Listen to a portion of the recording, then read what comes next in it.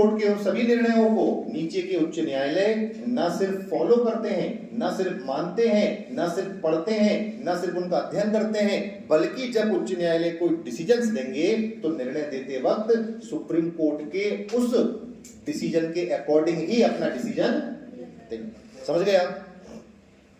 Supreme court ने decision दे दिया कि भाई आर्टिकल 21 में डिग्निफाइड लाइफ को फॉलो किया जाएगा। समझ गया? अब हाई कोर्ट के पास जब भी कोई केस आएगा 21 से मिलता जुलता, तो हाई कोर्ट उसी के अकॉर्डिंग डिसीजन देगा। और अगर हाई कोर्ट ने, किसी भी हाई कोर्ट ने और किसी भी डिस्ट्रिक्ट कोर्ट ने सुप्रीम कोर्ट के उस डिसीजन को बदलने की कोशिश की जो उसने दिया है, तो फिर उस हाई कोर्ट के अगेंस्ट क्या हो जाएगा? कोर्ट ऑफ रिकॉर्ड का वायलेशन या फिर कंटेम्प्ट ऑफ द कोर्ट। और इस मामले में आपको एग्जांपल सुना भी चुका हूं, आपको याद होगा कि दक्षिण में, साउथ में जो उच्च न्यायालय है, हाई कोर्ट है, वहां के एक जज थे, उनका नाम था जस्टिस कर्णन। ऐसे बहुत सारे एग्जांपल हैं, पर आप हमेशा उनका एग्जांपल ले लेते हैं, जस्टिस कर्णन। और जो जस्टिस कर्णन साहब है, उन्होंने सुप्रीम कोर्ट के अगेंस्ट एक डिसीजन दे दिया था। तो पहले सुप्रीम कोर्ट ने उनको समझाया कि आप ठीक है, आपका स्वास्थ्य ठीक है, क्या आपको पता नहीं पिछले 40 साल से आप इस फील्ड में हैं, क्या आपको पता नहीं कि सुप्रीम कोर्ट के अगेंस्ट ना तो डिसीजन दिया जा सकता है और ना सुप्रीम कोर्ट की बात को इग्नोर किया जा सकता है। उन्होंने कहा हमें सब पता है, पर फिर भी डिसीजन देंगे। तो सुप्रीम कोर्ट ने कहा जब आपको सब पता है और फिर भी आप ऐसा निर्णय ले रहे हैं, तो अब आपको यह भी पता होगा कि आगे क्या होने वाला। तो फिर क्या हुआ? फिर ये हुआ कि सुप्रीम कोर्ट ने उन्हें 6 महीने के लिए, कम से कम 6 महीने के लिए एक अपराधी के तौर पर, एज ए क्रिमिनल, उनको जेल क्या कर दिया? भिजवा दिया। और मैं तो ये जान के हमेशा हैरत में होता हूं कि अगर उनको उसी जेल में भेज दिया गया हो जहां उनके द्वारा भेजे गए अपराधी हो,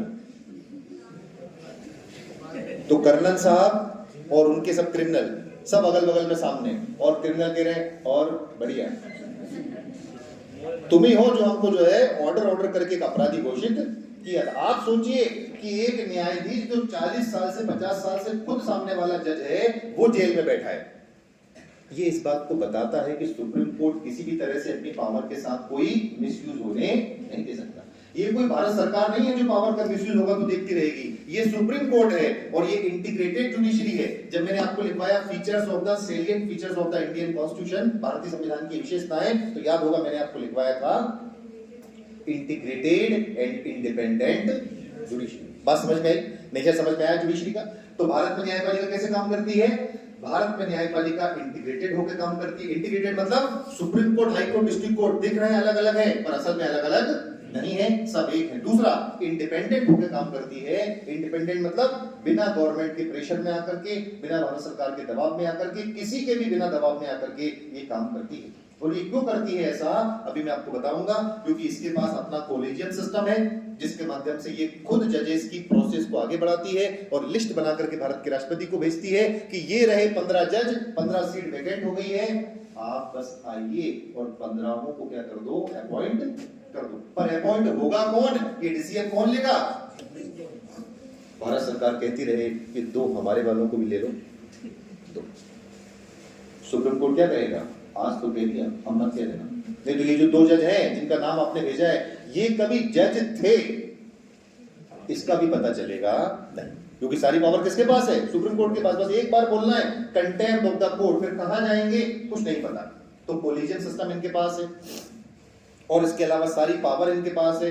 अब इसमें हम डिस्कस करेंगे कि ऐसा शुरू में तो नहीं था 1950 में, तो 1950 में जब 1950 में कॉन्स्टिट्यूशन इंप्लीमेंट हुआ था, भारत का संविधान लागू हुआ था, उस समय था सेपरेशन ऑफ द पावर, यानी एग्जीक्यूटिव, जुडिशरी और लेजिस्लेचर की पावर अलग अलग थी। पर मैंने आपसे कहा एग्जीक्यूटिव ने जिस तरह से काम किया 1950 के बाद, जिस तरह सारी पावर को अपने पास रखने की कोशिश की, कॉन्स्टिट्यूशन का वायलेशन की कोशिश की और फंडामेंटल राइट्स के वायलेशन की कोशिश की, तो धीरे धीरे जुडिशरी स्ट्रांग होता चला गया। और मैं आपको कई बार बता चुका हूं कि 1989 के बाद, 1989 के बाद और 2014 तक जब गठबंधन की सरकारें रही, जब प्रधानमंत्री बहुत कमजोर रहा, एग्जीक्यूटिव बहुत कमजोर रही, उस बीच में तो सुप्रीम कोर्ट ने और न्यायपालिका ने अपने आप को बहुत स्ट्रांग कर लिया। कोलिजियम कब आया? 1993। और ये वही दौर है जब गठबंधन का दौर है, क्योंकि अगर गठबंधन की सरकार ना हो तो प्रधानमंत्री ऐसा होने ही नहीं देगा। क्योंकि वो जानता है अगर कार्यपालिका ज्यादा मजबूत हुई तो फिर एग्जीक्यूटिव को काम करने नहीं देगी। क्यों? अकॉर्डिंग टू कॉन्स्टिट्यूशन काम करो, अकॉर्डिंग टू वर्क काम करो, अकॉर्डिंग टू जो है नीड काम करो, अपने मन से जबरदस्ती कोई काम मत करो। बियॉन्ड द कॉन्स्टिट्यूशन नहीं जाओगे, एवोल्यूशन द कॉन्स्टिट्यूशन नहीं करोगे। जैसे कि एग्जांपल दिया ना मैंने आपको, 1973 में जो जज थे उन्होंने बेसिक स्ट्रक्चर की थ्योरी दे दी थी, और बाद में जब वो गए, उनका रिटायरमेंट हुआ, तो इंदिरा गांधी सरकार ने किसी जज को सीजीआई बनने ही नहीं दिया जो उनके अकॉर्डिंग काम नहीं करेगा। तो जुडिशरी इतनी स्ट्रॉन्ग कैसे हो गई, इसके पीछे पूरी कहानी है, और वो कहानी 1989 के बाद स्पेशली क्या होती है, शुरू हो जाती है। मतलब जुडिशरी स्ट्रॉन्ग होना नहीं चाहती थी, पर मजबूरन उसे क्या होना पड़ा, स्ट्रॉन्ग होना पड़ा, नहीं तो एग्जीक्यूटिव इस तरह से देश को चला रही थी कि बंटा ढार होने की स्थिति पैदा हो गई थी, बिल्कुल देश को डूबने की स्थिति में पहुंचा दिया था। तो जुडिशरी को बीच में आना पड़ा, और फिर जुडिशियल रिव्यू और जुडिशियल एक्टिविज्म, ये सारी चीजों का जन्म क्या है, आइए एरो लगाएंगे नीचे।